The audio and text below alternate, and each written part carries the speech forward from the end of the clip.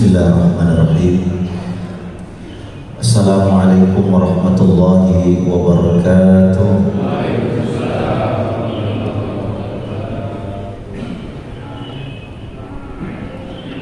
Alhamdulillahi rabbil atiyah, wassalatu wassalamu ala khairil bariyah, Nabiyyina Muhammad wa ala alihi wa ashabihi zawil nufus az-zakiyah. Asyhadu an la ilaha illallah wahdahu la syarika lah, wa asyhadu anna Muhammadan abduhu wa rasuluh, sallallahu alaihi wa ala alihi wa sahbihi wa sallam. Allahumma salli wa sallim wa barik wa karim ala sayyidina Muhammadin wa ala alihi wa ashabihi ajma'in. Jamaah salat subuh yang saya muliakan, mudah-mudahan kita semua dimuliakan Allah Subhanahu wa Ta'ala.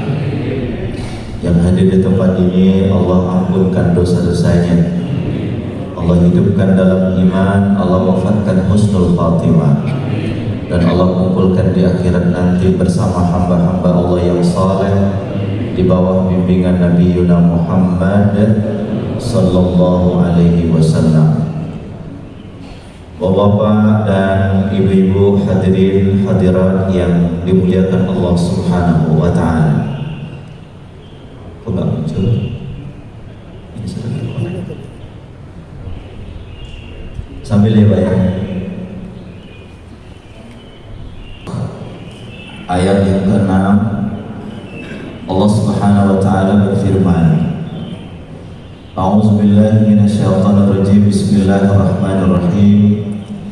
Ya ayyuhal insan innaka kadihun ila rabbika qadhan famulaqi. Wahai manusia, sesungguhnya kamu telah bekerja keras menuju Tuhanmu, maka kamu pasti akan menjumpainya. Sebelum ditampilkan di dalam Al-Quran, Bapak dan ibu-ibu sekalian yang saya hormati, di saat Allah Subhanahu wa Ta'ala bercerita tentang manusia, ada beberapa kalimat yang Allah sering gunakan. Kadang-kadang Al-Quran menggunakan kata basyarun.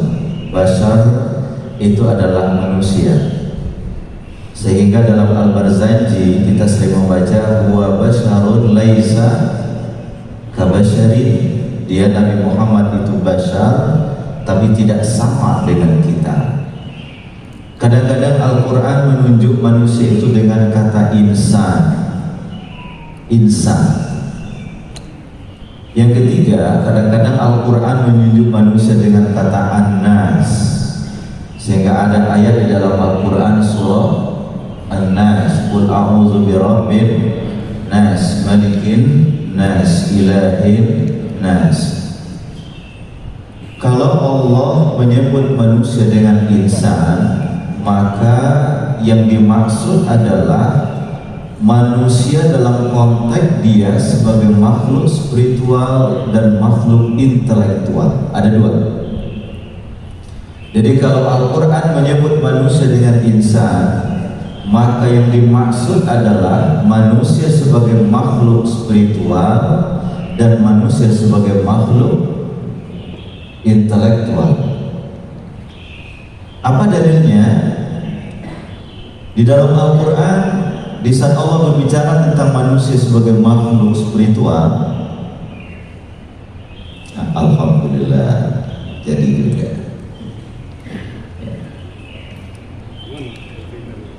Nah, ya ayyuhal insan innaka kadihun ila rabbika qadhan famulaqi. Wahai manusia, sesungguhnya kamu telah bekerja keras menuju Tuhanmu, maka kamu pasti akan menjumpainya. Al-Quran menggunakan kata apa? Insan. Nah, apa yang dimaksud dengan insan? Ini pertama, insan itu adalah makhluk spiritual. Jadi kalau kita menemukan di dalam Al-Quran Allah menyebut manusia dengan kata insan, maka yang dimaksud adalah manusia dalam konteks dia sebagai makhluk spiritual. Apa kata Al-Quran? Wa ma khalaqtul jin wal ins illa liya'budun. Tidaklah aku ciptakan jin dan manusia kecuali untuk menyembah kepadaku. Jadi Allah menyebut manusia dengan al-ins, itu menunjukkan dia sebagai makhluk yang mengenal Tuhannya. Nah, di dalam ilmu Al-Quran atau di dalam berbagai kajian keilmuan, kenapa manusia itu disebut sebagai makhluk spiritual? Karena di dalam rahim ibunya, di saat dia masih janin di dalam rahim ibunya, ada perjanjian primordial yang sangat intrinsik. Perjanjian primordial itu adalah perjanjian yang sangat sakral antara seorang hamba dengan Tuhannya, dengan Allah. Yakni kapan? 4 bulan bayi dalam kandungan ibunya diberikan oleh Allah Subhanahu wa Ta'ala satu perjanjian yang oleh para pakar disebut dengan perjanjian primordial, perjanjian antara hamba dengan Allah. Apa kata kita dalam rahim ibu kita? Allah bertanya melalui malaikatnya, alastu bi rabbikum qalu bala syahidna. Bukankah aku adalah Tuhanmu? Setiap kita menjawab, engkau adalah Tuhanku ya Allah. Di dalam rahim ibu kita sudah melakukan perjanjian yang sangat sakral, yaitu perjanjian pengakuan eksistensi kita sebagai hamba dan Allah sebagai Tuhan. Mereka menyebutnya dengan perjanjian primordial yang sangat intrinsik. Kenapa disebut sangat intrinsik? Karena menyatu dalam diri manusia. Dari rahim siapapun dia lahir, itu ada dalam dirinya, itu intrinsik. Tidak dipedulikan apakah dia lahir dari rahim seorang ibu Nasrani, ataukah dia lahir dari seorang ibu Majusi, ataukah dia lahir dari seorang ibu Yahudi, apakah dia lahir dari seorang ibu musyrikah. Nilai perjanjian primordial itu sangat intrinsik, sangat menyatu dalam diri manusia. Maka al-insan itu menunjukkan manusia sebagai makhluk spiritual. Kenapa? Karena dalam rahim ibunya dia telah melakukan perjanjian primordial yang sangat-sangat intrinsik, sangat-sangat menyatu dan inherent dalam kelahiran seorang anak manusia. Sehingga Allah Nabi mengatakan, kullu mauludin yuladu alal fitrah. Setiap anak dilahirkan dalam keadaan fitrah. Perjanjian di dalam rahim itu adalah sebuah perjanjian seorang hamba dengan Allah. Dia mengaku dia sebagai makhluk spiritual. Itu disebut dengan al-insan. Ya Pak ya. Kenapa disebut dengan insan? Karena dia sebagai makhluk spiritual. Kenapa sebagai makhluk spiritual? Karena dia telah melakukan perjanjian primordial yang sangat intrinsik dan inherent dalam diri seorang manusia. Nah, ini kita akan bicara tentang perjalanan manusia itu.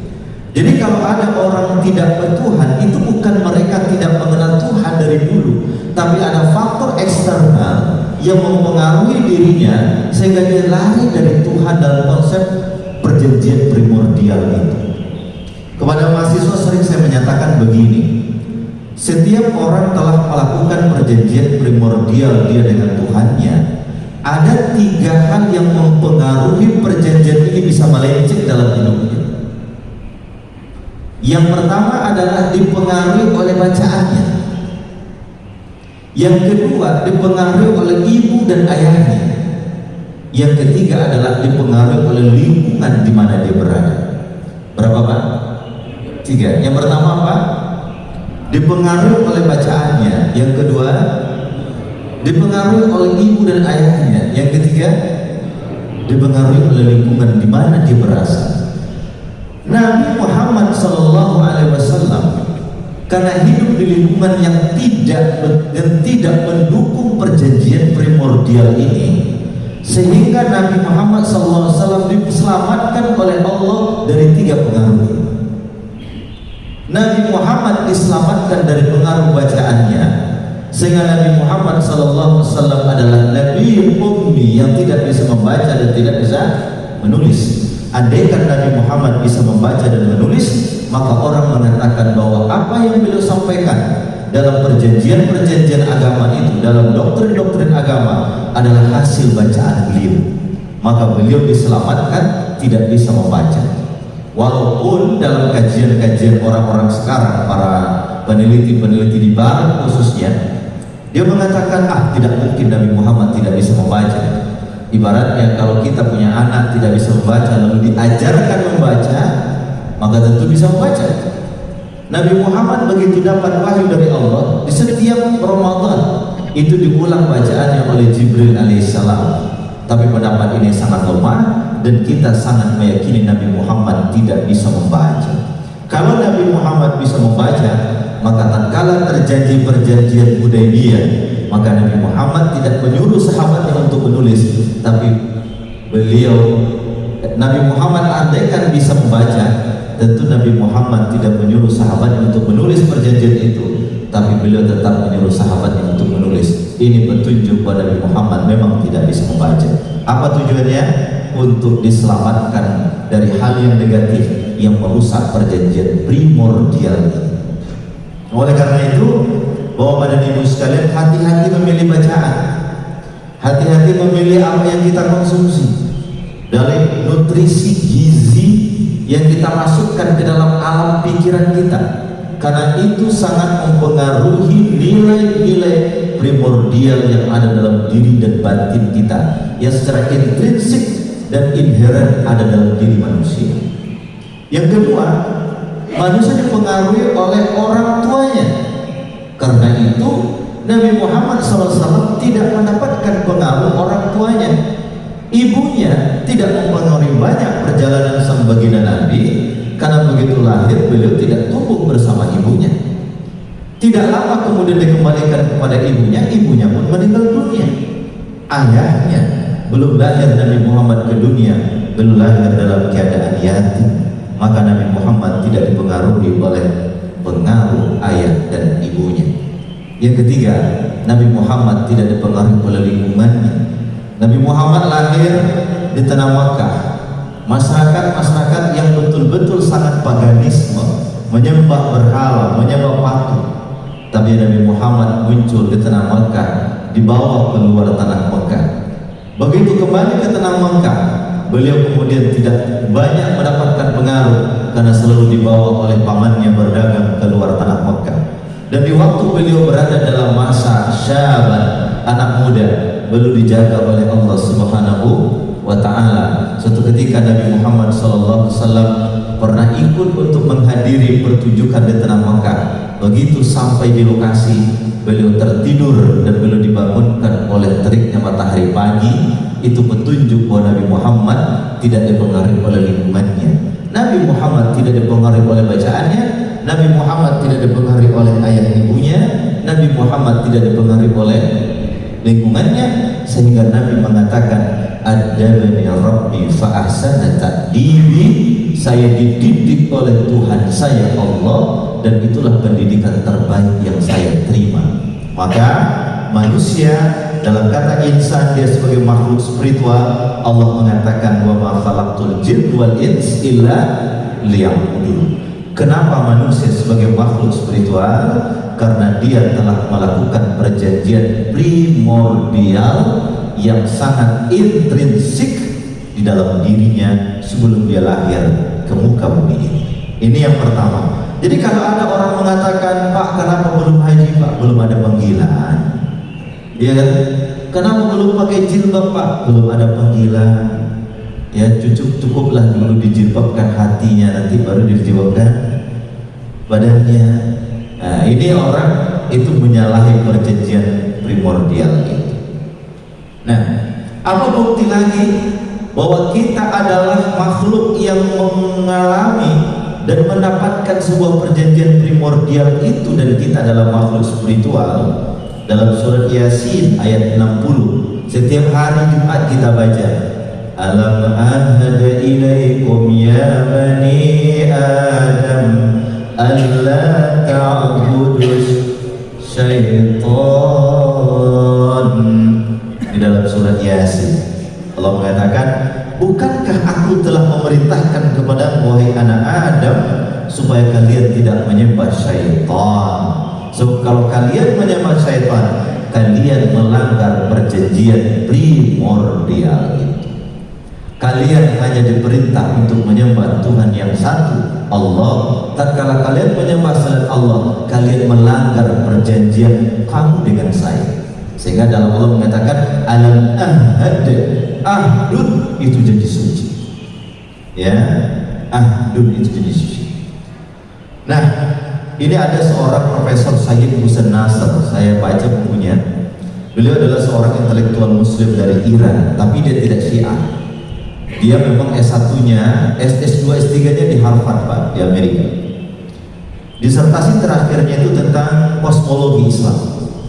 Kosmologi itu adalah ilmu yang mempelajari tentang hubungan antara dimensi waktu dan ruang terhadap alam semesta.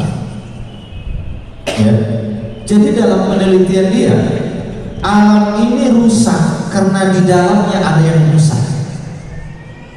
Bumi ini hancur karena ada yang rusak di dalamnya.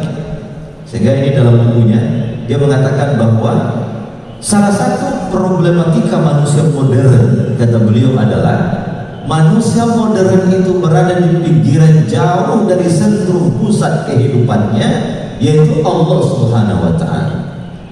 Jadi tatkala manusia lari dari sentrum pusat sentrum kehidupannya siapa, Pak? Allah. Allah itu adalah pusat sentrum kehidupan manusia. Tatkala manusia lari dari pusat sentrum kehidupan mereka dan hubungan mereka jauh dengan Allah, bahkan hampir putus dengan Allah sama sekali, tak heran bila mereka banyak mengidap penyakit kehampaan spiritual. Ini istilahnya Profesor Sayyid Hussein Nasr.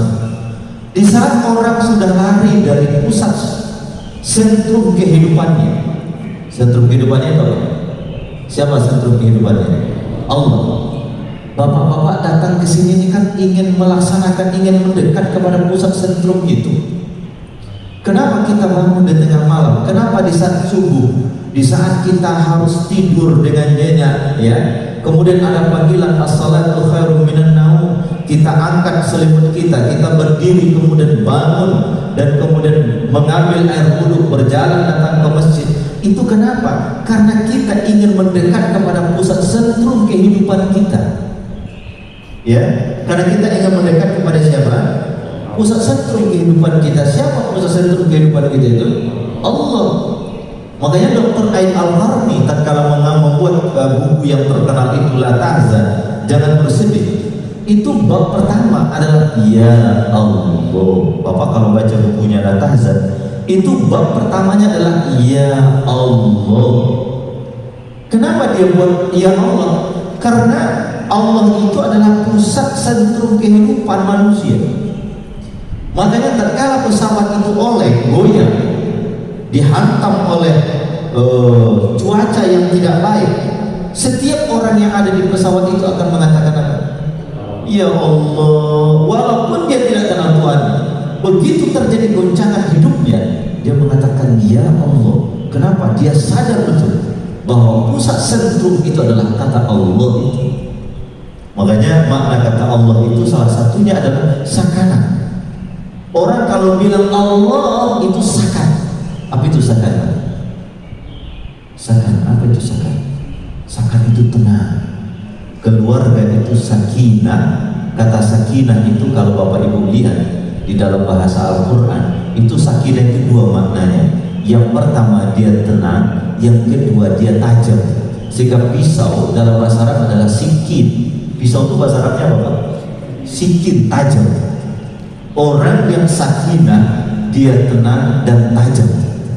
Makanya orang yang sukun, yang dekat kepada Allah itu tenang dan tajam. Maka hati-hati dengan firasatnya orang yang beriman, karena dia melihat dengan cahaya Tuhan, tajam. Sehingga Nabi mengatakan ittaqu firasatal mu'minin fa innahu yanzuru binurillah. Hati-hati dengan firasatnya orang yang beriman, karena dia melihat dengan cahayanya Allah. Hati-hati dengan istri yang soleha, karena dia melihat dengan cahayanya Allah. Walaupun dia tidak melihat bapak selingkuh, tapi kalau dia soleh pak, dari gaya bapak bisa dilihat. Betul nggak bu? Ibu diam. Sikir, apa pak? Sikir. Tuhan itu, Allah itu salah satu maknanya adalah sakana. Sakana itu apa?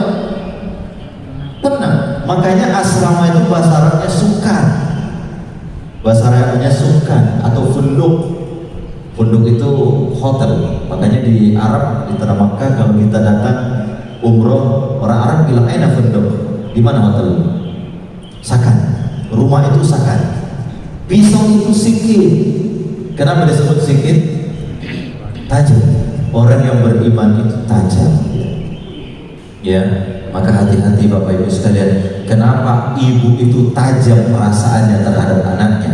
Karena tidak ada penghalang batin antara dia dengan anaknya. Kenapa seorang hamba itu tajam dengan Tuhannya? Karena antara dia dengan Allah tidak ada penghalang, terbuka hijab itu. Maka manusia modern, kata Profesor Said Hussein Nasr, adalah mereka lari dari pusat sentrum kehidupannya. Apa pusat sentrum kehidupan itu? Allah. Bapak kalau lari dari Allah pasti goncang pak, pasti goncang. Makanya orang kalau dia lari dari pusat sentrum hidupnya pasti apa? Goncang. Kenapa? Karena Allah itu pusat sentrum kehidupan kita. Maka apabila kita jauh dari pusat sentrum itu, kita mendapat penyakit kehambaan spiritual. Begitu jauh dari Allah, Allahu Akbar, rukuk dan sujud itu kayaknya hampa, betul gak Pak? Betul gak Pak? Jujur gak? Begitu kita jauh dari Allah, membaca Quran itu kayak gak nyaman, betul. Tapi begitu kita dekat dengan Allah, membaca Quran itu indah, betul. Betul ya? Nah, kenapa? Karena orang yang jauh dari Allah itu mengalami satu penyakit yang kita sebut dengan kehampaan. Kehampaan apa? Spiritual. Akibat apa? Akibat terputus dari asalnya dan lupa dengan perjanjian primordialnya. Nah ini ada dua kata kuncinya Pak. Dia lupa dari asalnya. Yang kedua apa? Dia terputus dari asalnya. Yang kedua, dia lupa dengan perjanjian primordialnya. Lupa dengan asalnya. Orang yang lupa dengan asalnya, selalu kita mengatakan kacang lupa kulitnya. Betul nggak? Betul nggak? Orang yang lupa dengan asalnya itu orang yang lupa kacang dari kulit. Kacang lupa kulit.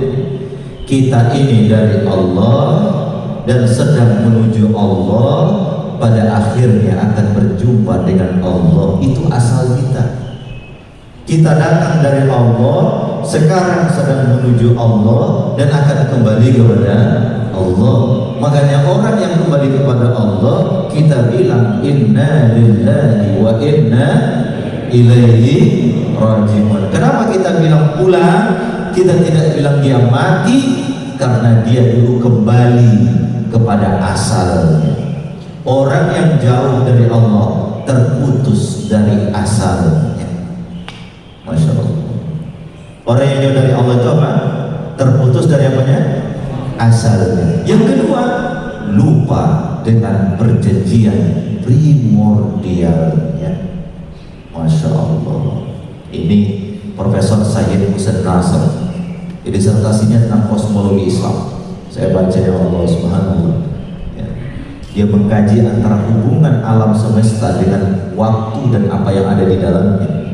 Itu dia katakan bahwa tatkala manusia lepas dari pusat sentrum hidupnya, yang akan dia temui adalah kehampaan spiritual. Kenapa dia lupa?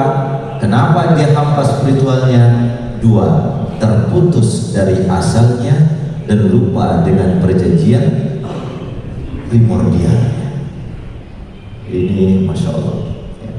Nah, Bapak Ibu sekalian, kenapa orang kalau hampa spiritual? Ini Bapak bisa lihat, spiritualitas itu itu berorientasi kepada memiliki kekuatan yang sangat transenden. Spiritual itu Pak, spiritual. Kita rukuk, kita sujud, itu memiliki kekuatan yang sangat transenden. Transenden itu langsung terhubung dengan Allah. Begitu kita sujud, Allahu Akbar, kita kadukan persoalan hidup kita kepada yang menciptakan kehidupan ini. Kita serahkan hidup kita kepada yang mengatur kehidupan ini. Kita sujud, kita rukuk, kita baca Quran. Di saat itu kita memiliki power, kekuatan yang disebut dengan power transcendent, kekuatan transcendent. Quwwah ruhiyah kalau bahasanya ilmu tasawuf. Orang yang dekat dengan Allah, yang mengasah standar spiritualnya, maka dia memiliki power transcendent, quwwah ruhiyah. Dulu para sahabat begitu ada panggilan dari Nabi SAW, hayya 'alal jihad, mari berjihad.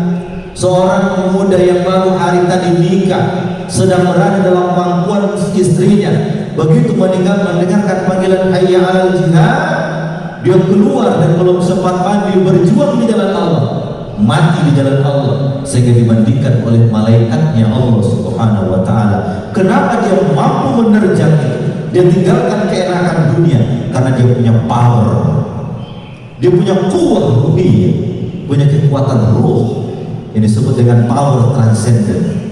Bapak tidak mampu datang ke masjid, walaupun kaki ini sehat, tapi kalau tidak ada kuat transcendent, nggak mampu melangkah ke tempat ini.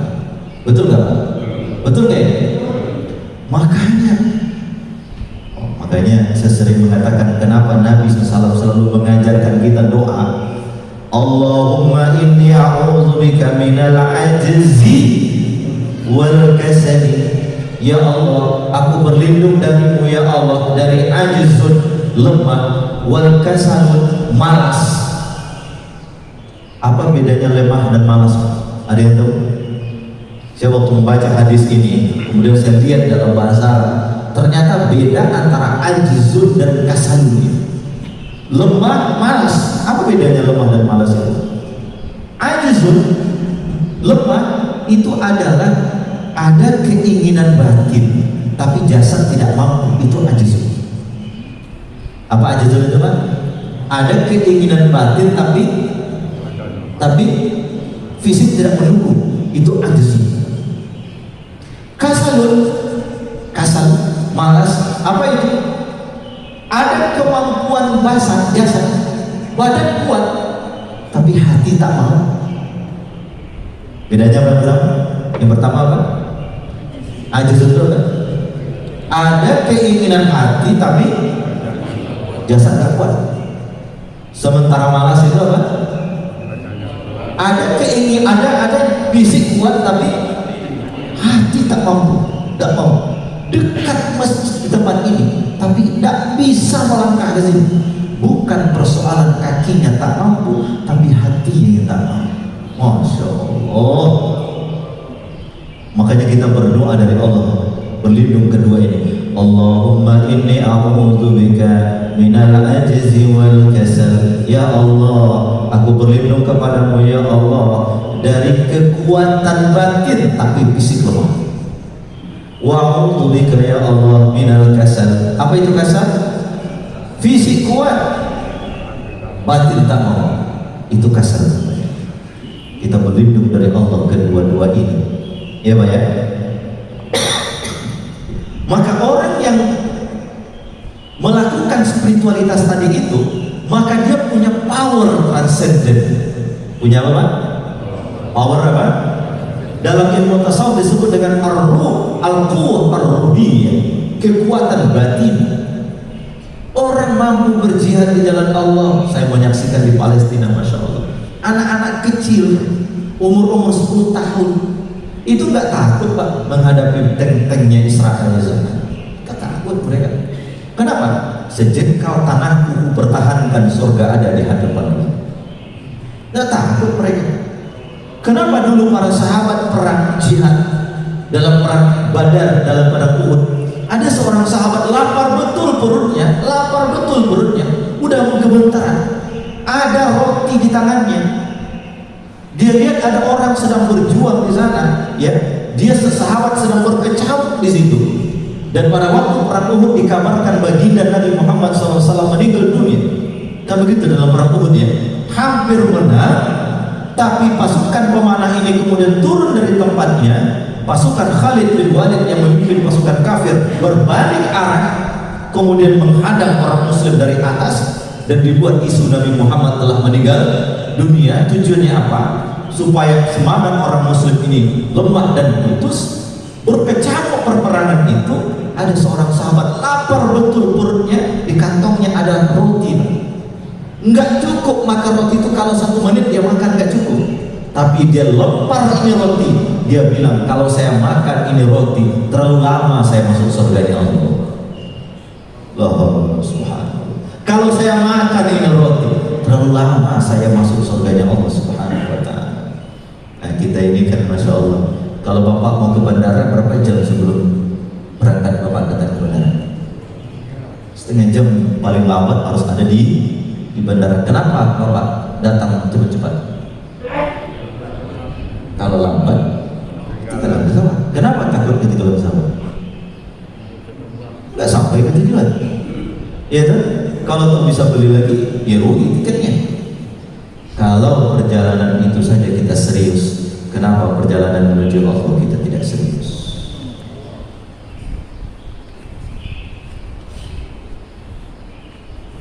Kalau perjalanan itu saja kita serius, kenapa perjalanan menuju Allah tidak serius? Maka jangan heran orang yang bajunya lusuh, penampilannya lusuh, tapi hatinya kuat kepada Allah. Di dalam dirinya ada kebahagiaan yang tidak pernah tergantikan, sehingga mereka mengatakan, andaikan para raja-raja itu tahu dengan kebahagiaan yang kami dapatkan, niscaya mereka cemburu kepada kami semua. Kenapa? Ada quwwah ruhiyah, ada transcendent power, ya, ada apa Pak? Kekuatan yang sangat transcendent. Transcendent itu langsung kepada Allah, itu transcendent. Sehingga orang-orang yang memiliki spiritual, yang berorientasi agama, memiliki kekuatan power transcendent tadi itu hanya bisa didapatkan kalau orang tenang batinnya. Apa? Orang itu saya ngajak, saya garis apa? Saya ubah hurufnya supaya kita punya. Jadi spiritualitas yang berorientasi agama memiliki kekuatan atau power transcendent yang bisa dicapai dengan ketenangan batin. Kalau pikiran kacau, sholat khusyuk kan? Bu, kalau pikiran kacau, sholat khusyuk enggak? Enggak. Kalau pikiran kacau baca Quran enak enggak? Enggak. Kalau pikiran kacau tahajud bisa enggak? Enggak. Kenapa orang bisa tahajud? Batinnya tenang. Kenapa Bapak antar betul duduk di sini? Kenapa? Karena tenang. Kenapa tenang? Karena ada gizi batin yang sedang kita nikmati sekarang. Betul nggak Pak? Kalau orang hidup ditinggal di hotel mewah, makan serba enak, tenang dia. Kenapa? Itu dunia dia. Ya kan? Kita alhamdulillah tenang. Kita kenapa? Karena ada kekuatan power transcendent, ada quwwah ruhi, ada kekuatan batin, dan itu hanya didapat dengan ketenangan. Makanya orang yang beriman itu tenang. Ya kan Pak? Ala bi dzikrillahi tatma'innul qulub. Ingatlah orang-orang yang beriman itu hatinya tenang. Kenapa hatinya tenang? Karena dia selalu zikir kepada Allah Subhanahu wa ta'ala. Orang yang hatinya tenang, dia zikir kepada Allah. Orang yang zikir hatinya tenang kepada Allah. Maka kekuatan spiritual itu hanya didapat bagi orang yang hatinya tenang. Ada ketenangan batin. Ketenangan batin merupakan kekuatan dari dalam diri manusia dan hanya bisa dirasakan dengan iman sebagai manifestasi ketakwaan kepada Allah. Kenapa kita tenang? Karena kita iman. Bapak kenal nggak sama pilot yang bawa pesawat? Kenal. Tapi Bapak tenang. Kenapa tenang? Bisa ketawa-ketawa, padahal ini di atas udara nih Pak. Kalau jatuh mati. Bapak tenang? Kenal dengan pilotnya? Enggak. Kenapa? Kok tenang nggak kenal dengan pilot? Karena Bapak tahu betul itu pilot sudah alamin. Luar biasa. Orang beriman itu tenang dalam hidupnya karena dia kenal dengan pilot kehidupan. Siapa dia? Alhamdulillahirabbil alamin. Segala puji bagi Allah, Tuhan pencipta alam semesta. Kenapa kau tenang aja, Pak? Kenapa kamu dipecat orang, kamu dihina orang, kamu dijauhi orang? Kenapa tenang? Alhamdulillahirabbil alamin. Makanya Abu Yazid Al-Bustami begitu duduk bersama murid-muridnya, dilaporkan sama muridnya, ya Tuan Guru, kenapa nak? Kamu, wahai Tuan Guru dibicarakan orang di luar sana, dibicarakan begini-begini. Siapa yang bicarakan saya? Ya orang, Tuan Guru. Orang? Iya orang, Tuan Guru. Orang kan? Ya, kalau masih orang tidak apa-apa, karena orang itu juga butuh sama Tuhan, sama dengan saya butuh kepada Allah. Nah, kenapa orang seperti itu ada? Ini disebut dengan power transcendent. Kekuatan ruhiyah itu bisa didapat dengan batin. Itulah manusia. Itulah apa, Pak? Manusia. Makanya manusia, karena dia adalah makhluk spiritual, karena dia adalah makhluk ruhiyah, maka seluruh aktivitasnya, seluruh gerakannya harus berorientasi kepada penguatan spiritual itu. Kenapa? Karena tatkala spiritualnya kuat, dia dekat dengan pusat epicentrumnya. Kalau dia dekat dengan pusat epicentrumnya, dia tenang. Kenapa dia tenang? Dia dekat dengan Allah, memberi ketenangan itu. Makanya orang yang jauh dari Allah pasti tidak tenang. Sepakat? Sepakat? Orang yang jauh dari Allah pasti tidak tenang. Kita lihat dia berlibur kemana-mana, naik pesawat, tinggal di hotel, berlibur. Wah, kalau jauh dari Allah, kelihatannya senang tapi batinnya menderita. Itu disebut dengan kehampaan spiritual tadi. Kharab al-ruhiyah, batinnya runtuh, hancur, berantakan, menangis, merintih. Sebenarnya dia merintih, tapi karena dia tidak peduli dengan rintihan itu, dibiarkan saja. Makanya dalam kajian psikologi Bapak Ibu sekalian, ini agak berat saya ingin sampaikan ini. Selain Al-Quran dan hadis sebagai petunjuk kehidupan kita, ada satu nilai, ada satu instrumen batin yang sesungguhnya kalau kita tanya, itu juga sebagai petunjuk bagi kita. Kekuatan batin itu adalah nurani. Apa? Sehingga Nabi SAW mengatakan istafti qalbak, tanya hati. Kenapa? Karena di saat orang menanya hati, sesungguhnya dia sedang berinteraksi dengan sesuatu yang sangat transenden dalam dirinya, yang disebut dengan nurani. Apa namanya? Dalam bahasa agama disebut dengan lub, dalam Al-Quran disebut dengan apa? Lub. Itu dijelaskan Allah dalam Quran surat apa, Pak? Ali Imran 190 191. Inna fi khalqis samawati wal ard wa ikhtilafil laili wan nahar la ayatin li ulil albab. Siapa ulul albab itu? Alladzina yadhkuruna Allah qiyaman wa qu'udan wa 'ala junubihim, yang zikir kepada Allah. Yang kedua apa? Wa yatafakkaruna fi khalqis samawati wal ard, dia memikirkan keagungan Allah. Yang pertama dia zikir kepada Allah, yang kedua dia memikirkan keagungan Allah, yang ketiga yang luar biasa. Apa dia bilang? Rabbana ma khalaqta hadza batila subhanaka faqina adzabannar. Ya Allah, tidak ada satupun dalam hidup ini yang Engkau ciptakan sia-sia. Jauhi Maha Suci Engkau ya Allah, masukkan aku ke dalam surgamu, jauhkan aku dari nerakamu. Yang ketiga itu adalah kesadaran spiritual. Ya Allah, tidak ada satupun yang terjadi di muka bumi ini kecuali atas siapa? Izin Allah. Dan itu tidak ada yang sia-sia. Kesadaran itu disebut dengan kesadaran spiritual. Makanya nurani itu bisa diasah dengan tiga: zikir, fikir, dan sadar spiritual. Berapa? Tiga. Yang pertama apa? Zikir. Yang kedua fikir. Yang ketiga kesadaran spiritual. manusia sebagai makhluk yang harus berjalan menuju Allah, dia tidak lepas sebagai makhluk spiritual. Makanya kalau Bapak berjalan ingin sampai ke tujuan, tiba-tiba salah di jalan, apa yang Bapak lakukan? Apa yang Bapak lakukan? Saya mau ke Etihad ini, tiba-tiba saya sudah sampai di ujung sana. Apa yang saya lakukan, Pak? Pertama saya cek, ini kok saya lari ya dari lokasi ini. Yang kedua, begitu saya tahu saya lari, saya minta petunjuk mana jalan yang benar. Saya balik supaya sampai di tujuan. Begitu juga kehidupan ini. Kadang-kadang kita jalan, saking asiknya ngobrol di jalan, kemudian kelewatan tujuan. Kalau sudah lewat, ingat tujuan kita, kembalikan lagi ke mapnya dan balik ke tujuan. Map kita 3, Al-Quran dan Sunnah dan hadis Nabi SAW dan seluruh perangkat agama itu.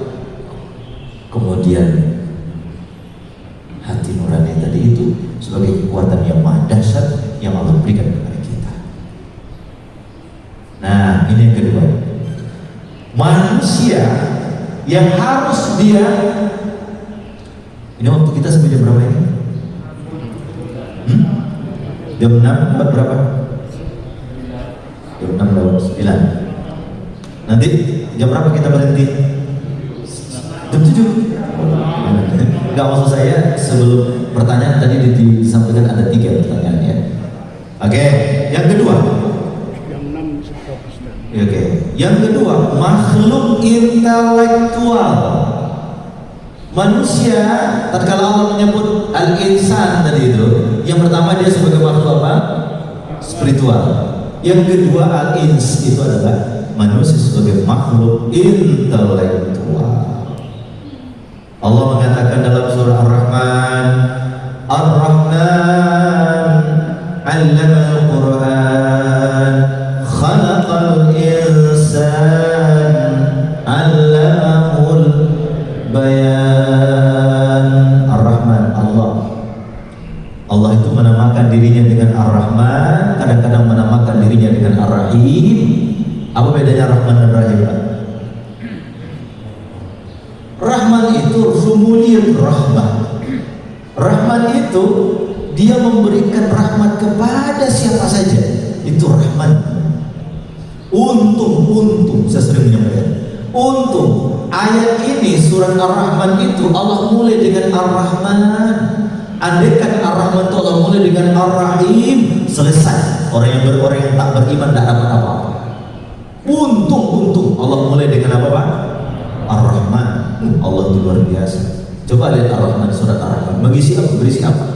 Allah berisi tentang surga, Allah berisi tentang wanai, bidadari, berisi tentang bumi dan seterusnya, kan Pak ya?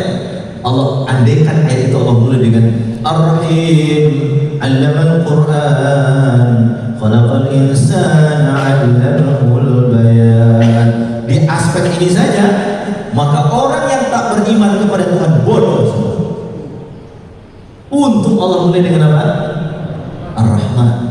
Ini menunjukkan entitas siapapun manusianya, dia adalah makhluk intelektual. Ya, andaikan Allah mulai dengan Ar-Rahim, maka orang yang tak beriman apa? Gila semua, bodoh semua. Untung Allah mulai dengan apa?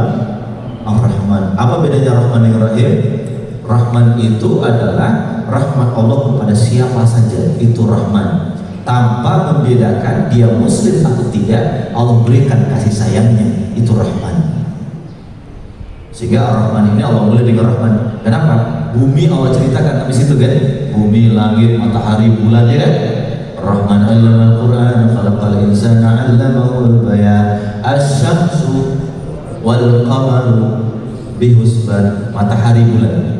Wan najmu wasyajaru yasjudan, was-samaa rafa'aha wa wada'al mizan. Bumi, langit, matahari, apalagi bulan.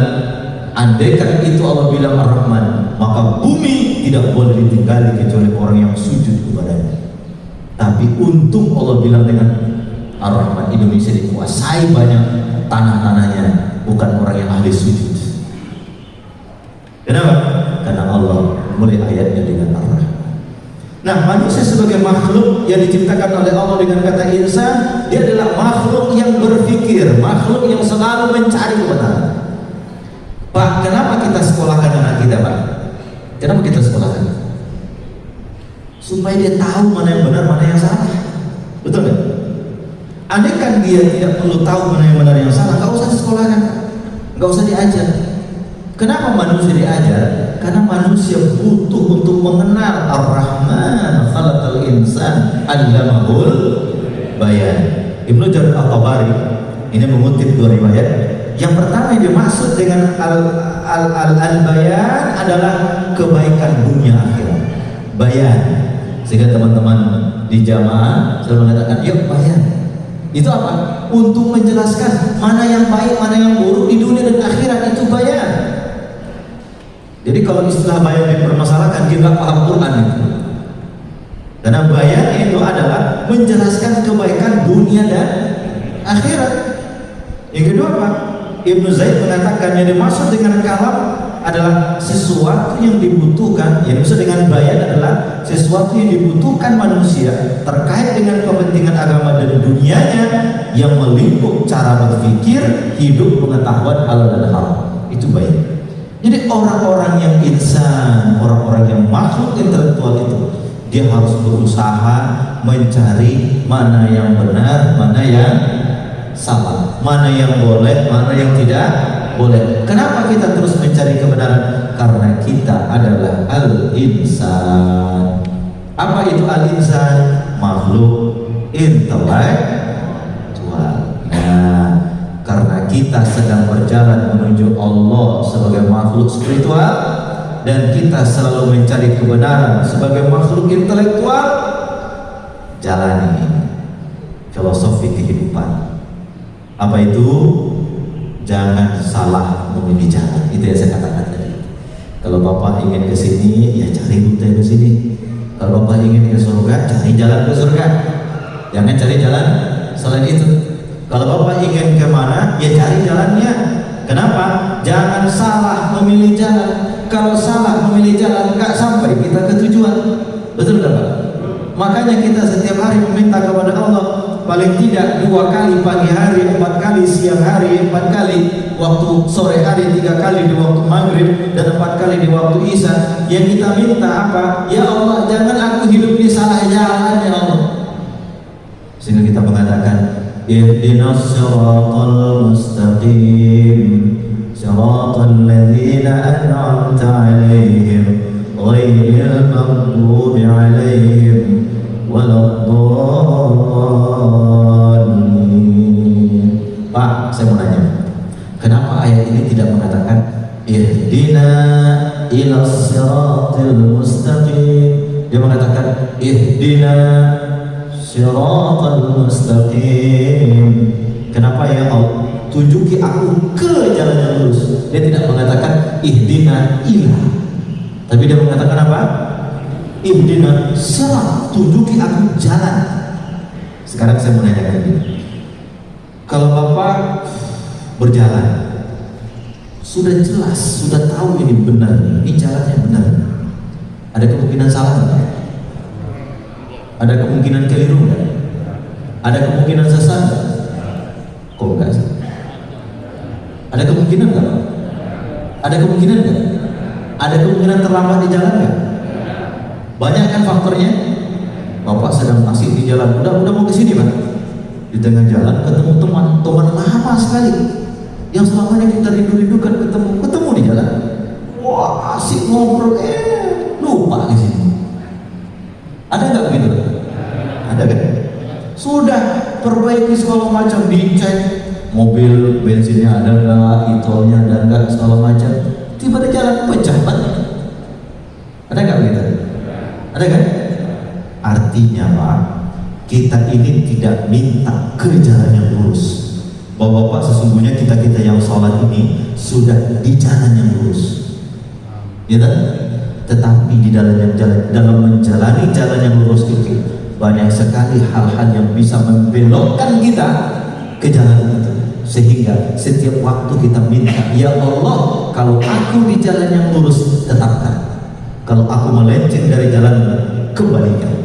Itu disebut dengan ihdinas siratal mustaqim. Jelas Pak ya? Itu kenapa kita tidak mengatakan ihdina ila, tapi kita mengatakan apa? Ihdinas sirat. Kenapa? Kita ini sudah di jalan ini, sudah on the track ini, tapi apa Pak? Tapi apa tadi? Selalu banyak hal yang bisa mengganggu perjalanan kita ini. Betul nggak Pak? Sehingga jangankan kita, sahabat aja begitu. Suatu ketika sahabat lapor sama Nabi, ya Rasulullah, kalau kami di hadapanmu ya Nabi, ya Rasulullah, kami dengarkan nasihat-nasihatmu ya Rasulullah, itu surga terpampang di hadapan kami, neraka jelas betul di mata kami. Begitu kami pulang ke rumah kami bercanda lagi dengan keluarga kami, lupa lagi apa yang tadi yang kamu sampaikan tadi ya Rasul. Benar nggak begitu? Kalau di pengajian, masya Allah, Allah. Begitu di kantor lihat merah-merah, lupa. Ada nggak begitu? Oh, adanya keras banget. Ada nggak begitu? Oh ya Allah, nangis tadi malam, nangis. Begitu di kantor diajak teman bertemu dengan hal macam-macam. Oh, lupa lagi. Supaya jangan lupa lagi, ibarat HP itu dicas. Iman itu yazid wa yanqus, dia naik dan dia turun. Yazid bil ta'ah, ini iman sedang naik sekarang. Wa yanqus bil maksiat, nanti turun kalau dia bermaksiat kepada Allah. Ihdinas siratal mustaqim. Makanya hidayah itu Pak. Ada gariza, ada akal, ada adi. Gariza itu apa? Ini yang ada dalam diri kita ini gariza semuanya Pak. Bapak kalau ngantuk tidur, itu gariza. Petunjuk tubuh kita ini itu sedang memberikan sinyal kepada kita agar kita ikuti petunjuknya. Kalau lagi ngantuk ya tidur, kalau lagi lapar ya berikan nutrisinya. Kita tidak bisa melawan. Kenapa? Karena itu gariza. Itu apa namanya? Gariza. Makanya waktu ada 3 orang sahabat dulu datang kepada Aisyah radhiyallahu anha dan menanyakan bagaimana Nabi Muhammad SAW. Lalu Aisyah bercerita, Rasulullah begini hebatnya, luar biasa. 3 orang itu kemudian mengatakan, kalau kita biasa-biasa saja tidak mungkin sampai ke makam Nabi. Kata dia, 1 orang bernazar tidak mau tidur, sholat malam terus. 1 orang bernazar tidak akan pernah makan, puasa terus. 1 orang bernazar tidak akan kawin, membujang terus. Karena bagi dia bermasalah ini. Begitu sahabat ini pulang, Aisyah bertanya melapor kepada Nabi, ya Rasulullah, tadi ada orang datang ke sini menanyakan tentang engkau, ibadah engkau. Lalu apa katanya? Yang mereka bernazar, yang satu tidak akan pernah tidur, sholat malam terus, yang satu tidak akan pernah makan, puasa terus, yang satu tidak kawin terus, tidak kawin. Apa kata Nabi SAW? Ana asuhu wa aftir. Saya ini puasa tapi saya juga berbuka. Ana aqumul lail wa ana, saya bangun tengah malam, saya juga tidur. Wa ana atazawwaju nisa, saya juga nikah. Faman raghiba an sunnati falaysa minni. Yang tidak suka dengan sunnahku tidak termasuk dari golongan. Makanya gariza tidak dipertentangkan. Kalau ada agama yang mengajarkan pertentangan terhadap gariza, dipastikan agama itu batil. Kalau ada agama yang mengajarkan tidak boleh makan, tidak boleh nikah, tidak boleh apa, itu pasti agama batil. Kenapa? Agama yang benar mengakomodir kepentingan gariza. Bahkan di dalam Al-Quran pun luar biasa. Kulu washrabu, makan dan minumlah, wala tusrifu, jangan berlebihan, dan seterusnya dan seterusnya. Ini materi kita banyak sekali. Banyak kali. Karena Pak Haji Muzamil pesan saya buat slide, saya bikin ini. Banyak sekali tuh Pak. Tuh. Bagaimana nih? Ya udahlah dulu, nanti kapan-kapan lagi ya. Nanti kalau terlalu tumpah Pak. Ya dah. Ya, insyaallah. Baik Bapak Ibu sekalian. Jadi pesannya dua. Yang pertama tadi, jaga diri kita sebagai makhluk spiritual. Jangan jauh dari pusat epicentrum kita. Kalau jauh, kita akan mengalami penyakit yang kita sebut dengan kehampaan spiritual. Kalau hampa spiritual, sholat tidak enak. Hampa spiritual, ngaji gak nyaman. Hampa spiritual, berjuang di jalan Allah kering. Kenapa? Hampa spiritual. Yang kedua, kita sebagai makhluk intelektual, jangan berhenti belajar, jangan berhenti membaca, jangan berhenti berburu. Kenapa? Kalau kita berhenti belajar, kita berhenti berburu, kita berhenti untuk menuntut ilmu, maka kita akan kehilangan jati diri sebagai seorang hamba Allah, sebagai seorang makhluk spiritual. Nah, ini banyak sekali nih, ada tafsirnya. Ini ada tafsirnya Pak. Ada tafsir ayat ini ya, Ibnu Ashur, saya kutip Ibnu Ashur, saya kutip Al-Qurtubi, ya, segala macam. Nah, nantilah kapan-kapan kita lanjut lagi ya Pak ya. Mudah-mudahan berkah insyaallah. Gimana nih? Mau pertanyaan atau gimana? Baik, ada yang mau bertanya? 3 pertanyaan. Kalau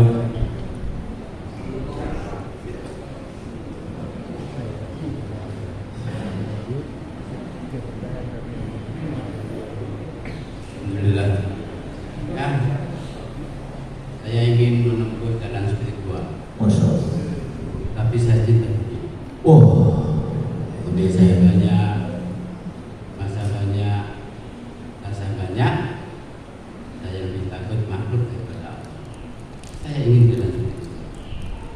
Pakai ini kritik atau pengamatan dari para psikolog, umat akhir zaman ini mengalami ambigu, valen, split personality.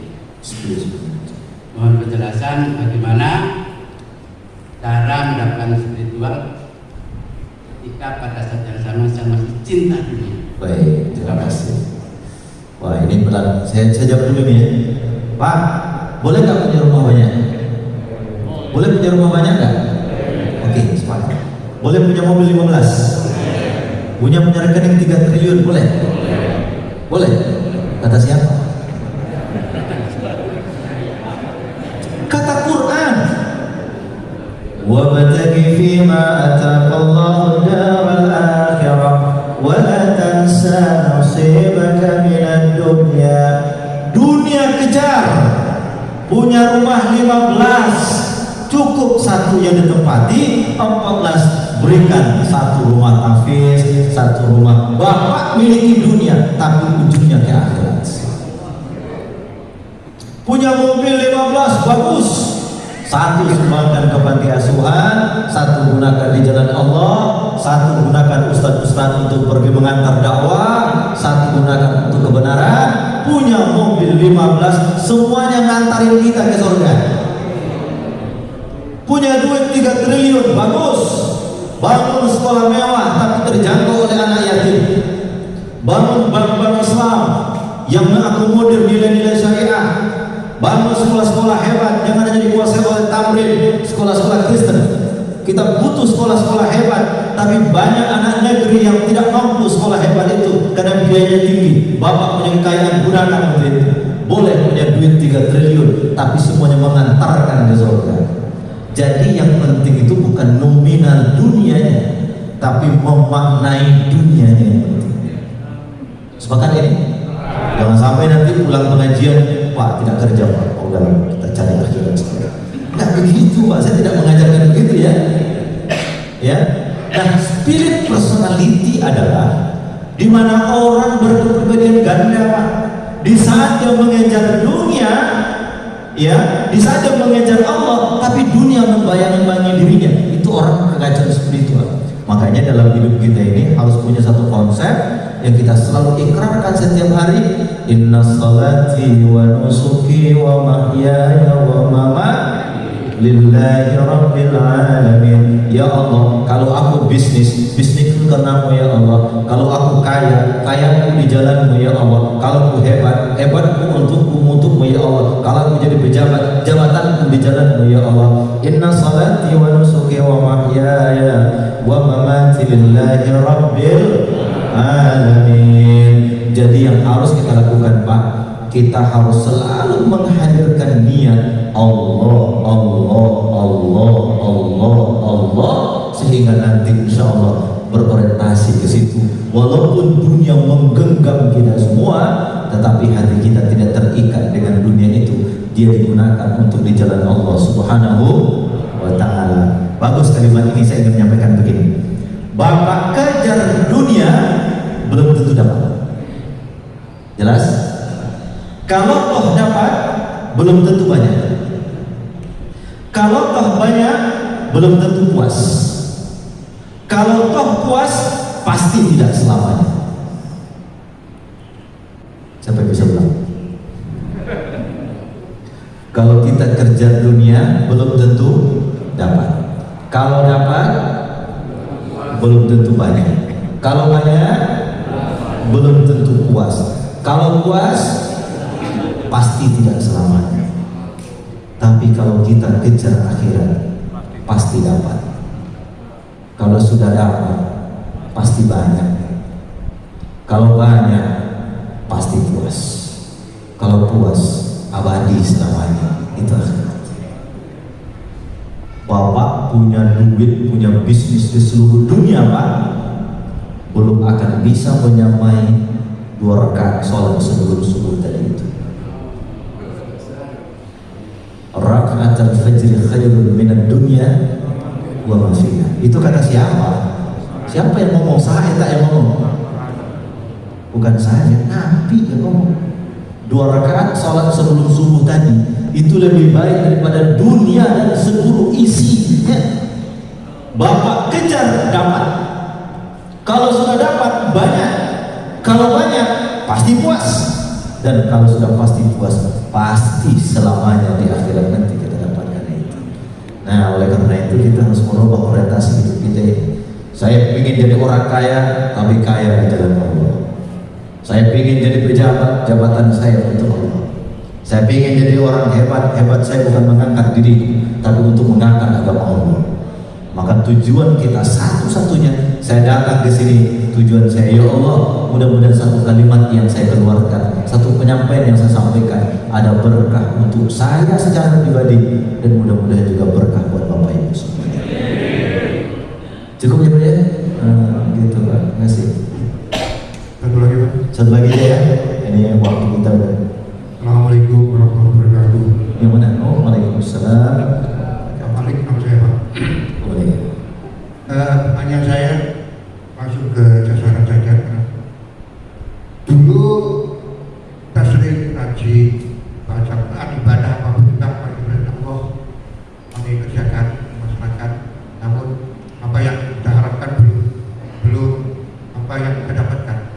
Nah, kemudian dulu saya ngaji wanti-wanti jus, tapi sekarang kok jadi malas ini mungkin karena terapa ini?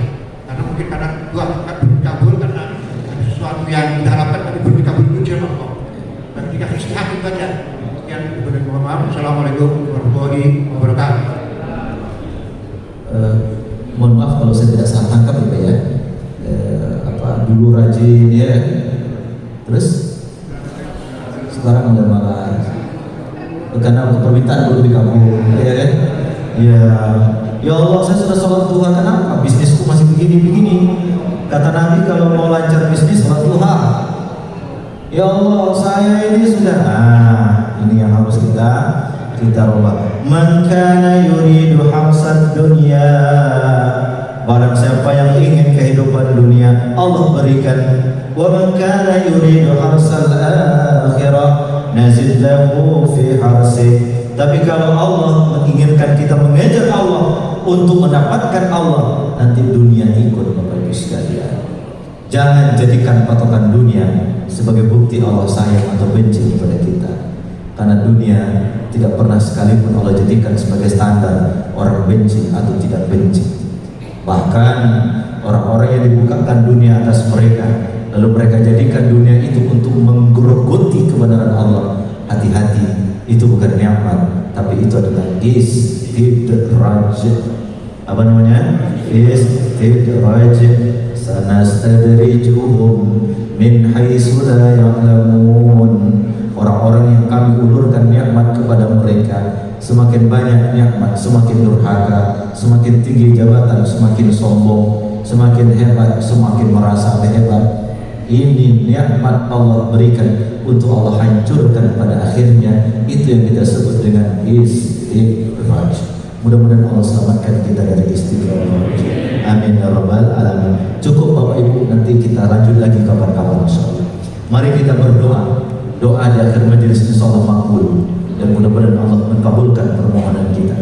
Ya hadiyan ya kulinatin salih al-Fatihah.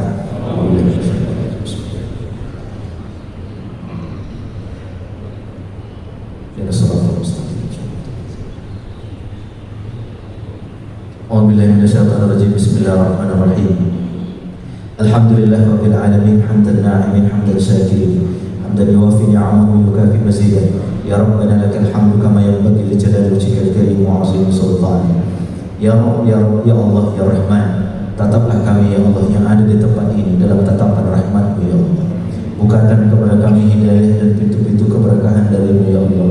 Hidupkan kami dalam iman, wafatkan kami husnul khatimah. Kumpulkan kami ya Allah di akhirat nanti bersama hamba-hamba-Mu yang saleh di bawah bimbingan Nabi Muhammad sallallahu alaihi wasallam. Allahumma rabbana lakal hamdu syukra wa lakal mannu fadla wa anta rabbuna haqqan wa anta lam tazal dzalika ahda wa nahnu 'abiduka riqa. Allahumma rabbana nas'aluka sihhatan fil iman. Ya Allah, kami ingin ya Allah berikan kami kesehatan tapi dibalut dengan keimanan, wa imanan fi husnil khuluq. Iman kami kuatkan ya Allah, tapi akhlak kami baguskan ya Allah. Nas'aluka najah yatma'uhal falah. Kami ingin kebahagiaan sementara dunia dan keselamatan akhirat selamanya ya Allah. Nas'aluka khairal dunia wal akhirah. Apapun kebaikan dunia akhirat, jika Engkau berkenan ya Allah, jika Engkau dengan hikmah dan tadabur pantas kami dapatkan, berikan kami semua itu ya Allah, untuk menjadi jalan bagi kami mendekat kepadamu ya Allah. Maafkan orang tua kami, baik mereka yang masih hidup, panjangkan umurnya ya Allah, sehatkan badannya ya Allah. Bagi orang tua kami yang telah meninggal dunia, maafkan, ampuni kesalahan-kesalahan mereka ya Allah. Jadikan kuburnya taman dari taman-taman surga ya Allah. Nas'aluka auladan salihin wa banatin salihat bifadlika ya arhamar rahimin. Allahumma rabbana atina fid dunya hasanah wa fil akhirati hasanah wa qina azabannar wa adkhilna jannata ma'al abrar ya aziz ya ghaffar ya rabbal alamin. Subhana rabbika rabbil izzati amma yasifun wa salamun alal mursalin walhamdulillahi rabbil alamin.